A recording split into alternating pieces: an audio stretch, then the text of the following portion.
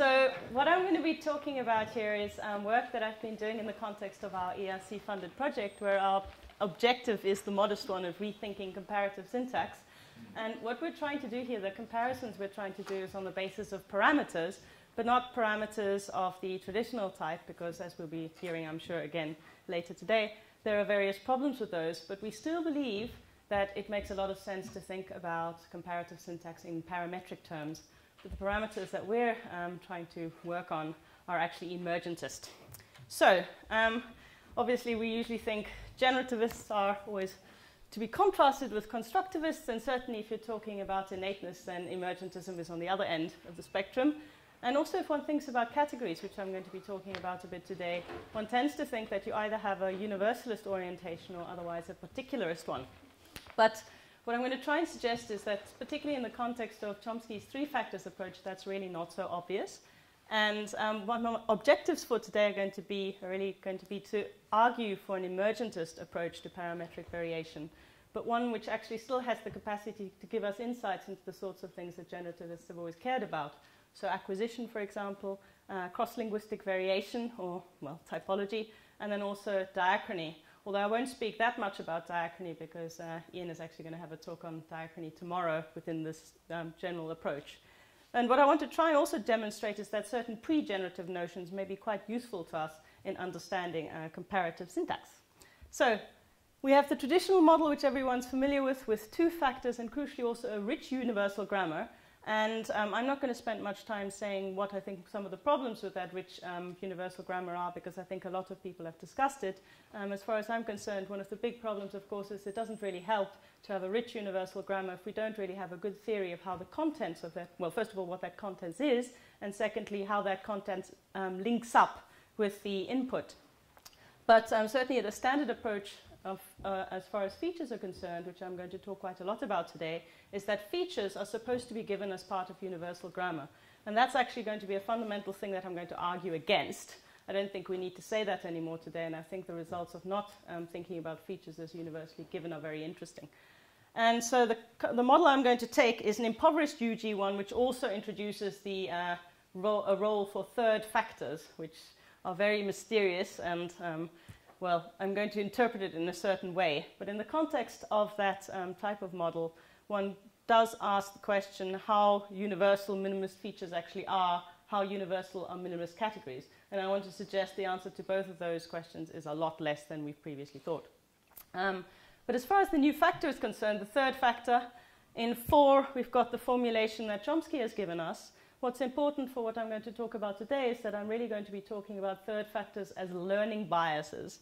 And in particular, I'm going to have a very general one in mind, which is given as in 5, to make maximal use of minimal means, which you can hear doesn't have anything specifically linguistic in its formulation. But what I'm going to suggest is that there are, in particular, 2 linguistic manifestations that are particularly important for us if we're trying to understand how categories, how features and categories can emerge.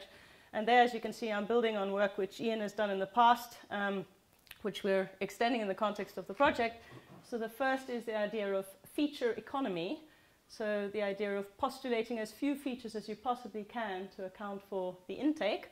And the second idea is connected to it in an important way, which is input generalization. So the idea that one should maximize. So once you've postulated a feature, try to use it as much as you possibly can. And what I'm going to suggest a little later on is that if you combine those two and you make them part of an acquisition procedure, you really have a sort of minimax optimization algorithm. And this is still crucially going to be generative theory, so there is still a role for UG. And this, what I've got in 8, is what we started with, or at least what I started with when I started thinking about this. As I've worked more and more on this, I think there may be even further reductions that are possible, but that really isn't the objective of today's talk. So what I'm going to be assuming is that what universal grammar gives us is what everybody pretty much says, namely the operations merge and then also agree. And then because those crucially refer to features, I'm also going to assume that universal grammar gives us not individual features or an inventory of features, but instead a template. And I'm going to represent this in very simple terms. This is one of the things I've been thinking a lot about, and there would be a completely separate talk, because I think this type of approach also forces you to think very seriously about the form that the features in a theory, the form that those features should take. Because most minimalist approaches today, you will actually hear people talking about uninterpretable or interpretable pairs, so the IF-UF type thing that I have on the template. Alternatively, they'll talk about attributes and values, where the value may be missing or filled in, for example. We also have discussion of whether we might be dealing with privative features or whether indeed you need binary ones. I think all of these issues are very, very important, and one of the, I think, advantages, one of the sort of positive outcomes of the emergentist approach that I'm going to try and pursue is that I think we can actually make progress on the format that features should take. But that's not going to be my objective today. So let's just pretend for now that what's in UG is a feature template saying that formal features will come in interpretable, uninterpretable pairs. As far as the second factor is concerned, it will also have a particularly important role. And here it's not just about everything, because I think what's very important if one tries to build the PLD into a theory of acquisition, but also of trying to understand the systematic differences that we see between languages, we do need to make some progress on what aspects of the PLD are particularly important to the child. And what I'm going to start suggesting today is that there are certain phenomena in the PLD that the child is particularly sensitive to. And I'm going to be highlighting movement, doubling, systematic silence, and multifunctionality. I'll come back to them. And then you already know what the two third factors are. So as far as the plan for today's talk is, first that I'm just going to try and set out the model with these three factors and to try and show you how they actually shape language variation. And the second part, I'm going to discuss a little bit the predictions that we get, because we want to sort of say, do we predict the sorts of things we actually see in language, or do we get something completely strange? And what I also want to try and show is that the sorts of things we find in language, well, in syntax, because that's what I'm going to be focusing on, you see some parallels also in phonology, and more interestingly also in domains which are not directly to do with syntax, so maybe with semantic domains and lexicalization.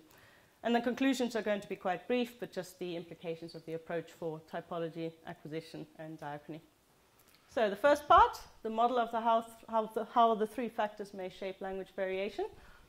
My point of departure is going to be that acquirers do something which is sort of basically that they're expecting to map form to meaning. That's essentially what they're doing. And what they would expect is arbitrary connections between form and meaning. That's basically what they're acquiring. That's what they start learning. And then the crucial point is that that's not enough. That what they start realizing about lexically specified sound meaning mapping is they realize they're missing generalizations if they just keep learning this piece of form maps onto this meaning, this piece of form maps onto this meaning. Because the proposal is really that there are regularities, so there are still arbitrary correlations between form and meaning, but they're less arbitrary than just the lexical fact that dog means four-legged canine and so on. And that children, of course, become sensitive to these as they build up more of a vocabulary. And so the idea will be that the UG given feature template will actually guide the acquisition of syntactic features. So they will notice in the input that there are regularities which they want to capture, which are connected with repeating lexical items, and then they will draw on this template to work out what the features are that they need to capture these regularities. And the idea will be, just drawing on the sort of usual division that Chomsky makes between phonological features and semantic features, that what children will actually do is they will postulate formal features which piggyback on semantic features. So they will realize that certain features do not just fulfill a semantic role in the grammar, they actually have a grammatical function as well. So it could be, for example, you will notice that plural things are not just plural in semantics, they're always marked with a given marker, and then you will know that there's a plural formal feature. So it'll be, in this diagram, an IF. It piggybacks on the semantic plural property. So basically the idea will be that all the regularities that we see, which are not just arbitrary mappings between sound and meaning, they will actually be systematically encoded in terms of this feature template. So importantly, this theory is not emergentist in the sense of saying, just come up with a generalization, any generalization. It actually suggests that the UG template steers the types of generalizations and then obviously the form of linguistic knowledge that the child postulates. So, yeah, but so importantly, these features are emergent. And I don't think this is such a huge departure, because if you think about what we had now, I mean, generativists often say to me, but surely we want the inventory, but I don't think there's been any agreement on what's in the inventory anyway, as things stand. And one very important point is that recent work has certainly shown that we can't be committed to the idea that something like, for example, the Cinquean hierarchy, that could be part of universal grammar, because there's systematic variation, and all languages don't, for example, make use of a multitude of tense-related projections, because it's not necessary for that part of the clausal structure to be centered on a grammaticalized tense feature. As Martina Wilczko and her colleagues have shown, there are some languages where tense is not the crucial anchoring function. You actually can use, instead of time, instead of grammaticalizing the semantic property time, you could grammaticalize place. That's another data category. You can easily see how that would work. And equally, person. So I was thinking earlier when Wolfram did his talk that might be a very interesting set of languages for your population. But so the question then is, there's no inventory, that's fine. Where do the features actually come from? Now, the idea is, of course, then you've got the interacting factors. Crucially, of course, the PLD plays a crucial role. So we do have to have a theory of exactly what in the PLD children are paying attention to. And what I want to suggest is that the cues that the child is looking for are systematic departures from Saussurean arbitrariness, right? So cases where you can systematically get an additional meaning, which doesn't, so it's not just a matter of this lexical item means this, and this add the following it means that. So in particular, as I mentioned before, there are going to be 4 things that I'm looking at. There may be a larger inventory, and I'll be very interested to hear if people have proposals for other aspects of the PLD, systematic aspects of the PLD that might help the child be aware of the existence of formal features. But those which I'm looking at in particular are, first of all, what I call doubling, where a canonical example of doubling, of course, is just agreement. So let me just give my favorite example is always going to be from Afrikaans. So if you look in 11, in Afrikaans, when you express negation, if I want to express a single negation, I always need 2 negative elements to do that. And that's that type of phenomenon where the child will realize systematically there's only one semantic meaning being expressed here, but I need an extra piece of structure, which may be a separate lexical item, as it is in the case of 11, or it could be inflectional morphology, which mirrors the same, that same property. That will signal to the child it's not enough just to think in terms of semantic feature in the grammar for this property. There needs to be a formal feature too. Systematic silence has a similar function. So if there is systematically null exponents, ellipsis, which I don't have examples of, would be the same thing. So ellipsis is never random. It's very systematically determined in languages what you may elide and under what circumstances. And again, that's not a semantic property which determines what may be elided and what not. So that's another thing which will alert children to the types of features they need in their system. The example I have here is just a straightforward example from English, where systematically you don't have to express tense and agreement information, as given in 12a, but it's absolutely uncontroversially the case that formal features are represented. So we know there's no phonology marking, there's no semantic features mapping onto any particular phonological features, but you do have to postulate syntactic features, which once they're postulated, of course, make it possible for us to understand that cluster of phenomena relating to T and T to C and so on. Right, so basically it's all about contrasts, that children will notice contrasts. A third type of input that children will pay attention to, I argue, and maybe we're not so familiar with it in the languages we mostly study, but there are many languages where you can actually come across the phenomenon that it seems to be that there are lexical items which seem to do a lot of duty, right? And this type of recycling I'm going to come back to. I'm going to say that's actually a very, very important indication of how human languages are making. It's a reflex of the fact that feature economy plays a very important part in human language. So what's going on here is that this Vietnamese duc form, which I've just mispronounced, depending on its position, gets interpreted in different ways. And that positioning is very systematically determined. And what's interesting, if you look at the languages spoken in that region, is that positioning is consistent. The lexical items vary, but you see this sort of phenomenon a great deal in that area. And so the idea is really that the lexical item itself, there aren't 3 ducs, for example, in Vietnamese. The idea is instead that this is an underspecified lexical item, and what the child is learning by realizing that there's the systematic pattern with a systematic difference in meaning is that it needs to postulate the corresponding formal features associated with those positions in which that underspecified item can occur. And what's very interesting about these languages is that they tend not to have 1 or 2 items that work like this. The idea of having multifunctional items is quite a system-defining property. So if you think about that from the perspective of the child, the child is then actually alerted to the fact that the idea of having homophones is not strange at all. I've got to be aware of the fact that these items have a general meaning, and then positioning is very important. And positioning obviously is a syntactic fact, i.e. formal features are required. So that's more contrast, of course. And then movement, I think, obviously, the idea is that for the formal system to actually be able to create a movement structure, there need to be formal features that it can see.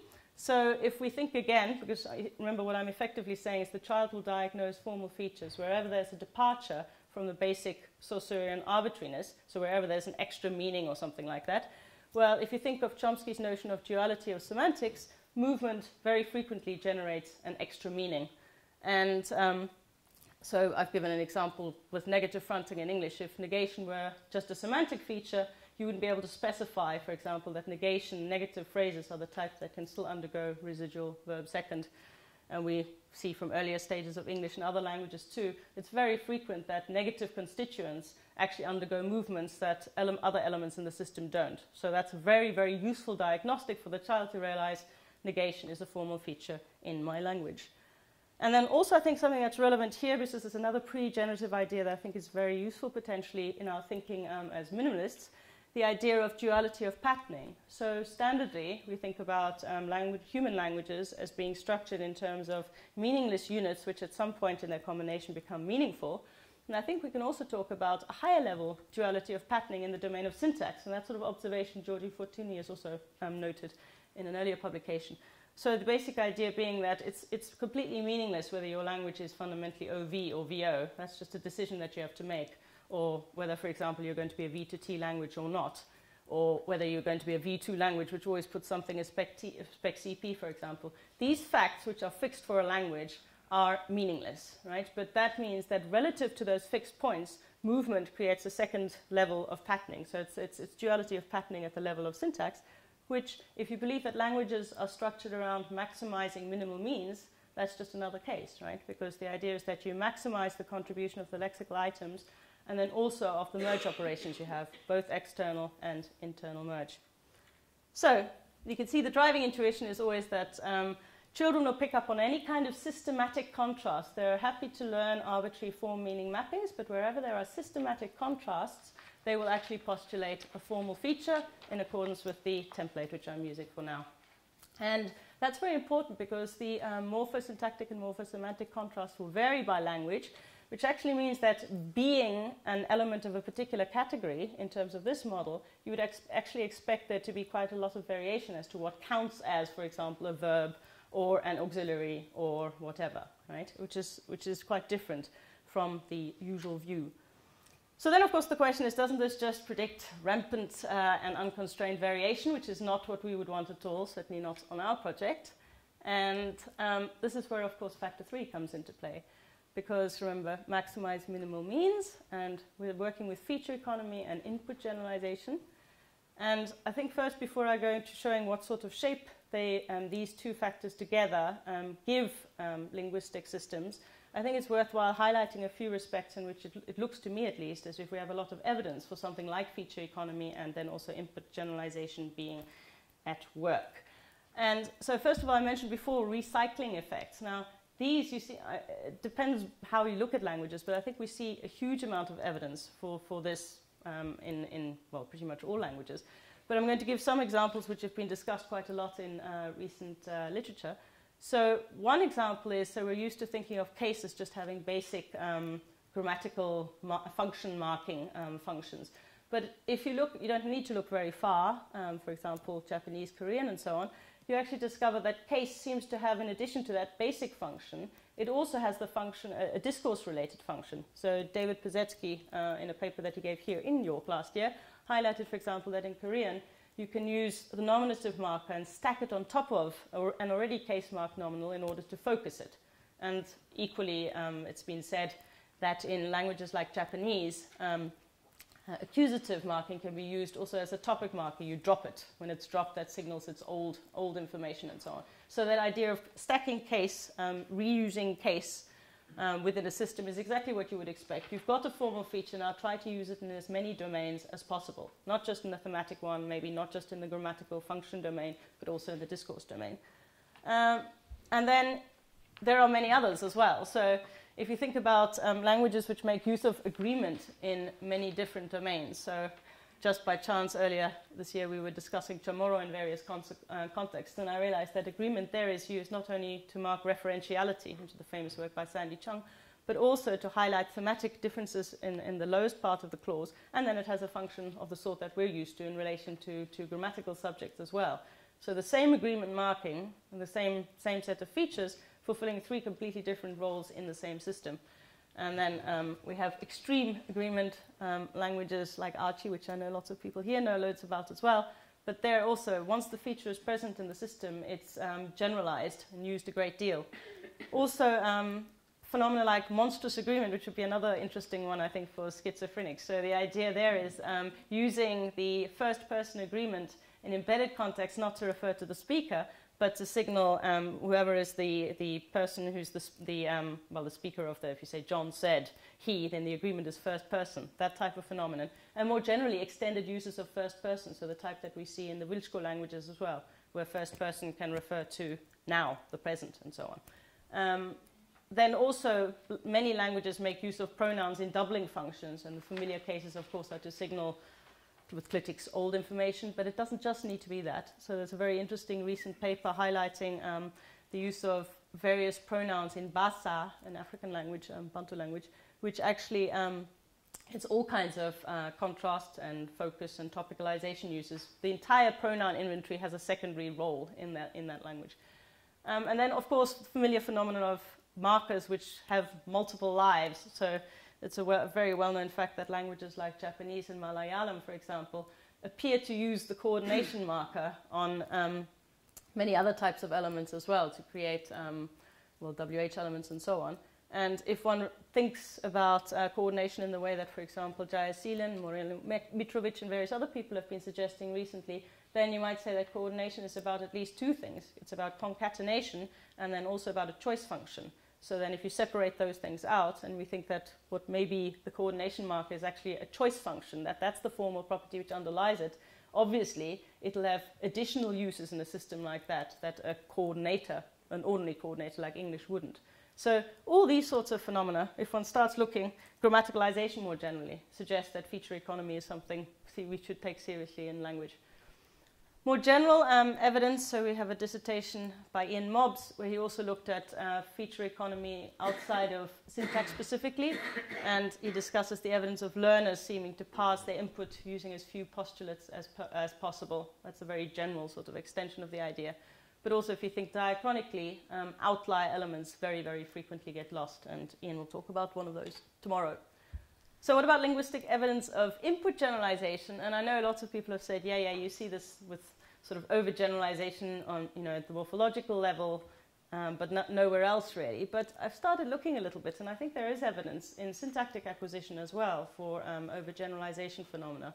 And I've just highlighted one aspect of a paper by Ross Thornton on English acquisition movement, where she reports children using, they do various things, but the one I've highlighted here, all of the things she reports in this paper are directly relevant to the framework I'm talking about here now. But what I highlight here is that she points out that these children were actually using multiple spell out of WH elements. First of all, across the board, it didn't matter whether it was a subject or an object or an adjunct. They were just doubling the WH form. And that was the first stage. But thereafter, it was interesting that they only doubled just the subject. So they stopped doubling the objects and the adjuncts. And eventually they stopped doubling completely, which of course is a pattern that we see in agreement terms in human languages, in other languages as well. So that looks like overgeneralizing a pattern and then eventually cutting it down to what is exactly right for that language. And then you may think of many other phenomena. And since I do want to get to the end, I'm not going to go through all of these. But we do see, there are interesting phenomena like in Bantu acquisition. It's been observed, for example, that children realize that you need to have, on verbs, for example, the noun class agreement, those markers.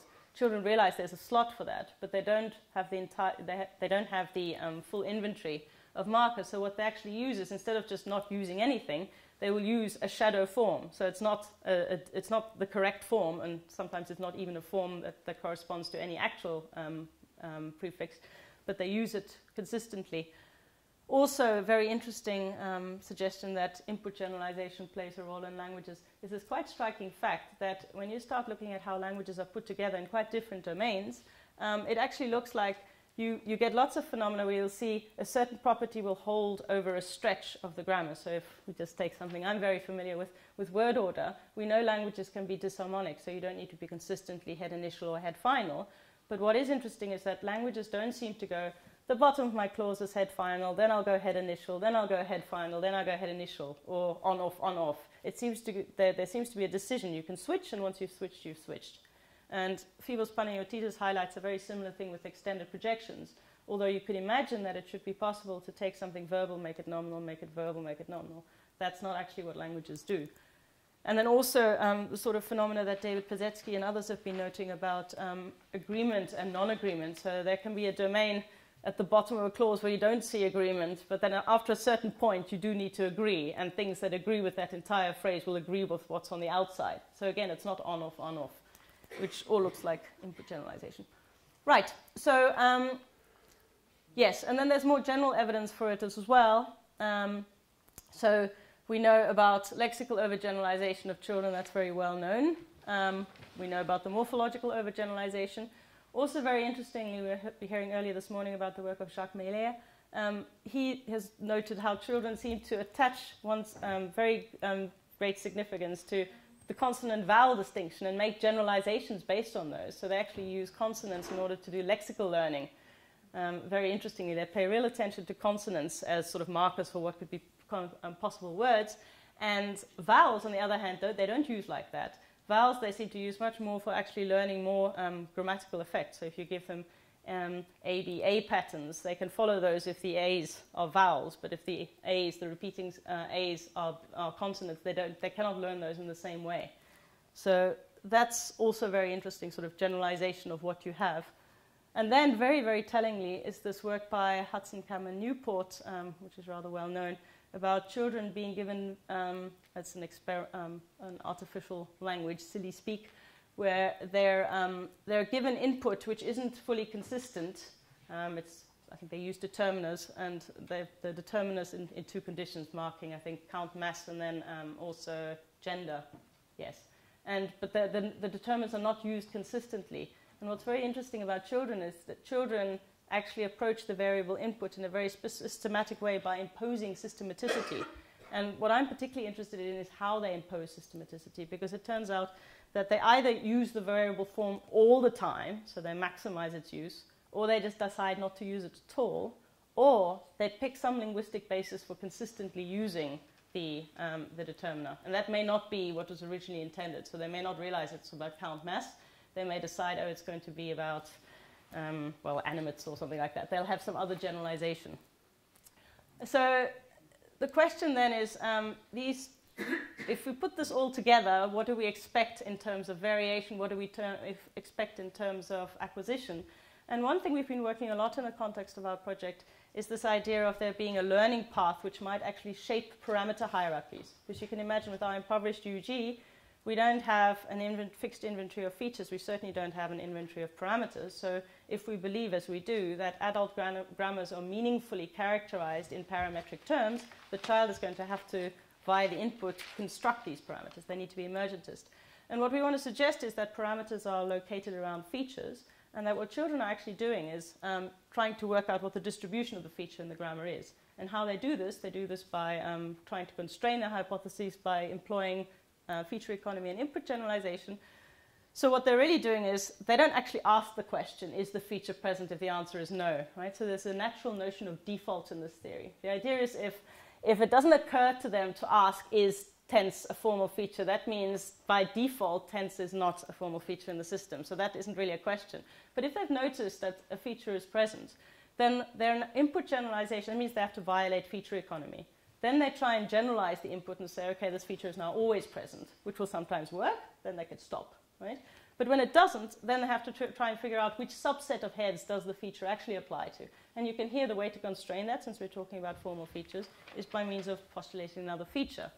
So you get what we call a no-all-sum acquisition sequence.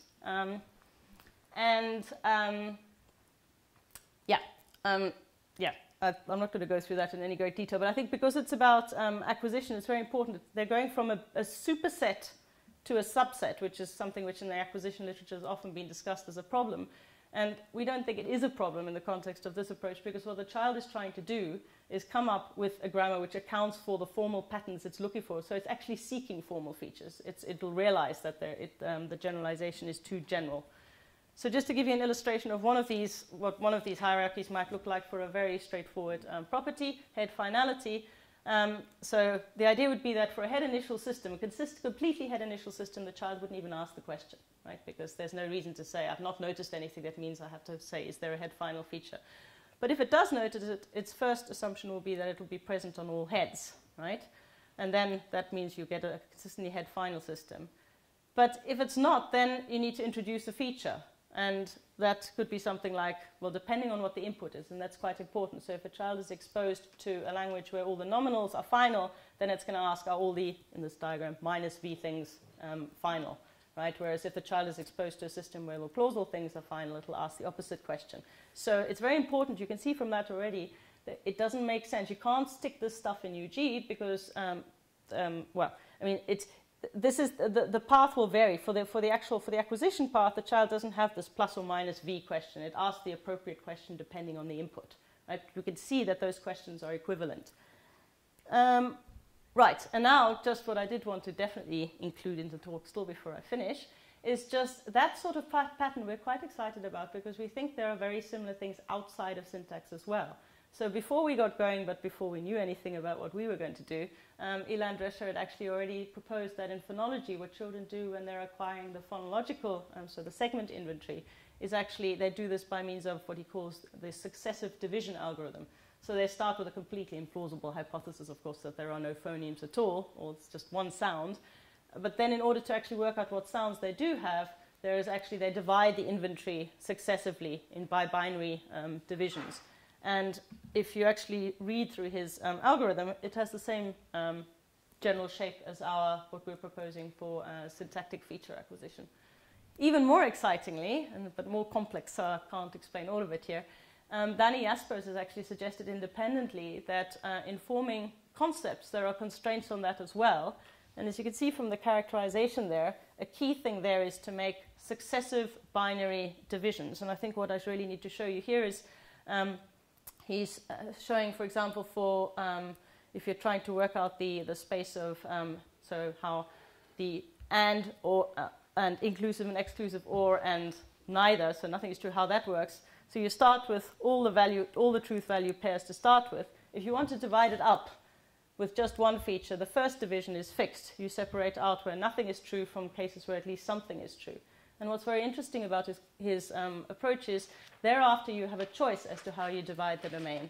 So you can either separate the case where everything is true, so that's in the top area. You pick everything is true and you say that's something separate from the cases where at least one thing is true, or you can pick the case where something but not everything is true, so the second one, and separate that out from the case where everything is true. So the point is, as you go down, and this is quite an important point, I think, for linguistic variation, the early divisions tend to be, there's a single choice. But when you get down to the sum component, when you start asking which ways can you further divide the system, the options become more, but in a very interesting way. So, yeah, that's about, in terms of predictions, I mean, I think these are the obvious predictions. That you can't have a featureless system, and you can't have a system with features which aren't connected to some piece of data that actually triggered them, right? So there's no there shouldn't be extra features, and you certainly can't have a system which doesn't have the basic distinction. But what I really wanted to highlight before finishing, so that Aaron doesn't have to tell me stop, is, I can come back to that if you want to know about it. But this point here about the sum choices I think is quite important.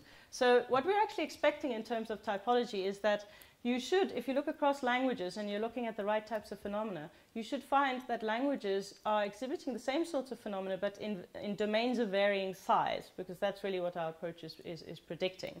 And that's really straightforward to see in the context of something like word order, for example. So degree of head finality certainly looks like that if you think cross-linguistically. But agreement phenomena look like that as well, and incorporation phenomena look a bit like that as well. So that's one thing we're expecting. And then if you're comparing languages, it's very important that the sum choices can take different forms. So in some cases, you have choices which get ever narrower. So that's a prediction for some sorts of properties. You should find that cross-linguistically. But one thing we might get out of this type of approach is actually understanding where languages make choices at a given level which are basically not in a subset relationship at all, and which the child won't successively consider. Right? So some of these cases you might think the child has to successively narrow down to get to a grammar, but there will be other choices which will really be equivalent, typologically equivalent, and they're not successively acquired by the child. So we might get a sort of sense about which sorts of choices and systems are equivalent, even though they involve completely different features. Yeah, and then just super quickly. Diachronic predictions, yeah, well, pressure to postulate simpler systems is obviously one thing, but not only that, right? So we also expect that there will be systems where if a feature becomes less transparent, it might actually be necessary for the child to postulate an extra feature. And that's exactly that sort of going in both directions that we actually do see in diachrony. So this approach doesn't make a simplistic prediction that diachronic change should always lead to loss of features or simplification. I think that's important because that's quite clearly true. Also, and Ian will talk about this tomorrow, sometimes you might get to the point where you've got quite a detailed system needing quite a lot of features because a phenomenon has become quite constrained, and then it becomes too unclear what that is, and you may lose that property, and then the system simplifies dramatically. And that's something else which is predicted by this approach, which we hadn't had before. Obviously, we expect contact situations to be particularly interesting, and also those where strong normative influences are either completely or just initially absent. And so, yeah, I should stop. So, I mean, the conclusions are just, I think that it's perfectly feasible to have an emergentist generative approach to both syntactic features and to parameters. And I think very importantly, the predictions of an approach like that are clear. Certainly, it's not unconstrained variation. And there are a lot of domains where maybe we haven't previously done so much comparative work where maybe we could start doing some now. Thanks very much.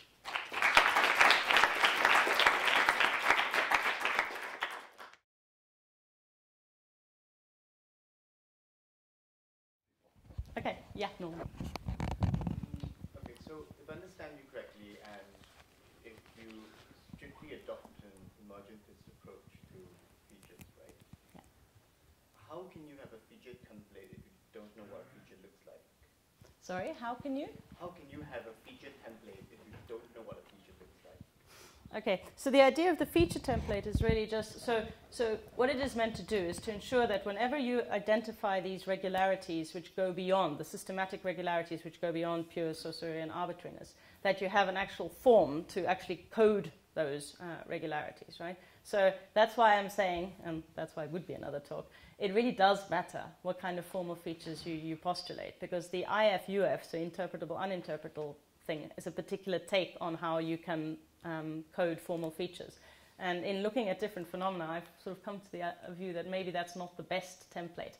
But the point is, and actually, I mean, there's a very interesting question whether ultimately, well, how much of a template you need. So for now, there is a template in universal grammar, but I'm not absolutely sure that we actually need a template. But the idea would be, if there is such a template, its role is precisely that once the child is detected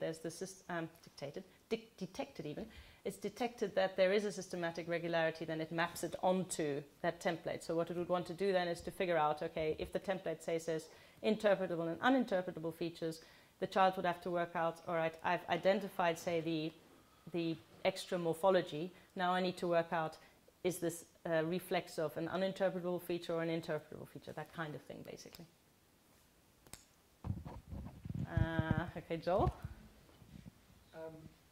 So I was reminded by the reference to Milky there. Oh, yeah.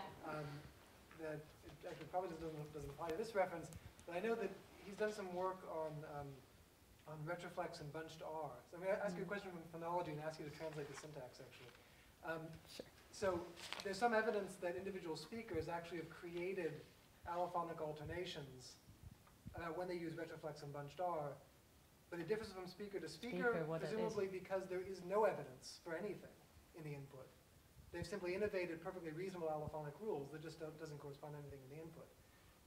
So I'm wondering, if such a thing, if you would expect such a thing to be possible in general, but also in syntax. I'm trying to think of a good example, but it's like positing a feature where it's consistent, perhaps, with the input. Yeah. But it's actually a new thing, and it could then lead to an exponent of that feature later on. I think that certainly should be possible, and in fact, you might think. I mean, you might actually think that might be quite important also. I mean, obviously in diachrony, right? If you've got populations of speakers where they seem to have, they're behaving in the same way, but they actually don't, in ways that matter at that time, have the same underlying grammar. You might certainly imagine that should be possible. I know it's been suggested. Sorry, somebody wanting to suggest? I was just thinking of the reuse of gender marking in archie to mark person when it's generally claimed it doesn't have it, for example. Whether that fits with this type of... The reuse of gender marking. To yeah. person when the standard claim is that archie doesn't have gender morphosyntax. Right. Okay, that's interesting. Because I was thinking that the case that came to mind when you started the syntactic case, and I know Peter's still here, it's been suggested certainly for Korean. I think there's some work where people suggested, so because it's a head final language, right, you might say, okay, there's no obvious evidence that it's a V to T language, and maybe then acquirers don't know. And there is that research suggesting, right, and I know there are issues with it. But right, exactly. And then, I mean, but there you can tell. There are sort of cases where there are right sort of scope-bearing elements in the structure where you can tell. But no, I mean, in principle, you certainly would expect that. And you might imagine there are some cases where it's relatively harmless, maybe at a given stage of the grammar, but maybe when other things come into play, it wouldn't be. I would absolutely not rule it out. The only thing I would be expecting would be exactly what Mielke finds for the R's, namely that the rules are perfectly reasonable and take the form, yeah. In fact, it would be great to find that kind of thing if one could detect it. Yeah. Cedric. I have a quick question actually on this slide. If you could explain to me what the advantages of being an emergentist when it comes to syntactic features, but not really being an emergentist when it comes to semantic features, given that, as far as I understood, you want to construct the syntactic features with the template that you have, but you must assume that the child is equipped with the full semantic content of the space. No. Certainly, yes. Well, I don't. Why would I need to assume that, though? Because otherwise I don't even see how the child would actually detect systematic contrast if he has nothing to go by. Right. So what would the child be looking for? How would the child identify a systematic contrast if he doesn't know what he's looking for?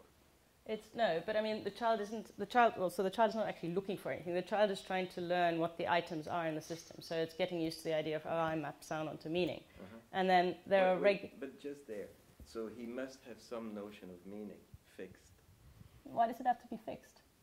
Well, because otherwise he won't be, otherwise you really predict massive variation from child to child. If the child doesn't even know what he's supposed to map onto, I mean... Well, there I just assume, I mean, I'm not completely up to date on all of this knowledge, but there are on this research, but I just assume the same as what people usually assume about children's biases in terms of the types of things that they end up thinking are labeled, right? So I don't assume a very elaborate ontology, primitive semantic... Actually, everyone has to assume that that's the problem of the Bayesian. I mean, they seem to say that, well, it's easy to figure out the space, but they pack everything into the priors. And I think you would have to do more or less the same thing with the semantic features, and from there you could be an emergentist when it comes to the syntactic features. But basically, all the semantic features would have to be packed into UG, and then from there it would be a small step. See, I wouldn't think that, right? I mean, I would need to think about that, and that's a very nice question, thank you, about semantic features. But I don't think so, because just the very simple domains that I have done reading on are like, for example, the ones that Danny Jaspers has looked at, right? And those are also, that's a really concept formation. How do kids do that? And making those divisions. I don't think you need to have anything prior in order to actually divide those. I think you do because of the specificity of the semantic features that are not general cognitive features, but they are really grammatically based. And I don't see how you could get that for free. I can imagine getting the syntactic features more or less for free, but only if you give me the semantic features. But then I don't see what the big deal is, given that you know, all the semantic features will be in UG, so the reduction of UG is not. Well, that certainly would we'll not be let my Theresa line. respond if she wants, and then maybe Yeah. leave time for other questions. Yeah, no, I mean, fine, thank you. I will think about semantic features, but obviously I would want to be emergentist about those as well. Right. Any other questions? Yes. It's very rich. It's hard to know, exactly what to say. I don't understand all of it, and I guess an example of what Cedric would be saying is, for example, if the child had to learn I, like a person feature, maybe they would think instead it meant that it meant tall people. If the mother is talking to them, their mother is tall, and most of the people who talk to the kid are adults, let's say. That means until a kid talks to another child who says I, the kid won't know that I means first person. Okay, and so there'd be all these wild errors going on if it's completely unconstrained. Now you at some point, I understand, because Vilchko's results would say, all those features aren't just so constrained, but even with Vilchko's result, they're somewhat constrained. I mean, there are certain things that can happen. And it isn't like the 5 features refer to tall or short people. Right. So the question is, maybe there should be a set of features, whether semantic or syntactic, which say the kinds of features that could be referred to. I think that's the kind of thing he must be referring to. I'm just to add on that, right? I mean, in other words, is there any perceptual system, given no information at all, but it's just a perceptual system, which could figure actually out that the features are, the person who's talking, the person who's being talked to, like the standard European ones, or whatever the other features are that have to be added for the Vilchko kind of results. I mean, it is similar to phonology, where like voicing has been discovered doesn't only have to relate to voice onset time. There's some systems where it doesn't relate to voice onset time, but there's some other characterization. I guess that's what you're saying, right? That it's a little more general. But is it completely unconstrained? That's sort of one of the issues. So could a kid learn, would a kid learn a system like that if I meant the tall people and you meant, I don't know, something else? Yeah, well, yeah. Just thinking about it. Can it be done without constraints? I mean, that's the issue. But the fact that languages are never like that is relevant as well, right? They're not like that. Yeah. And that's something else to explain. Yeah, exactly, exactly. No, I think, so I'm steering clear of those hard questions. I can quite see why they come up, absolutely. Yeah. So, But it also feels to me like we're not making any progress at all if we just say we need these things from somewhere. So let's just say everything is pre-given, right? So that seems to me just parking the question in a different way. So I agree it needs to be addressed. But I certainly didn't want to start there. Yes? So aside from the black boxing of the features that I'm not, the question, you had an individual level, okay, so the third factor, and then you talked about diachronic in a population level, also kind of language change. How would you relate that minimax model into cultural evolution literature in the biases to learning and communication? That's not literature I'm terribly familiar with. So the answer for now is it's stuff I would need to learn much more about. And clearly, what's interesting about this is, that's exactly why I got interested in it, is it does give you an excuse to sort of see in what other domains very similar ideas are already quite evident. And I'm at the start of this, really. Well, go ahead and look at it. But there's basically the kind of pressures for learnability and pressures for communication that applies into the max and min, and also like for abstraction and variance, which is the same also in concept learning and in population level kind of. Yeah, that I've started seeing exactly. So I think there are two concepts that appear recurrently, and it's actually, it's literature that's been there for quite a while in the third factors for years now. Great. Good. Thanks. We're out of time. Okay, I'm going to steal more time. I'll talk to you afterwards. So thanks very much.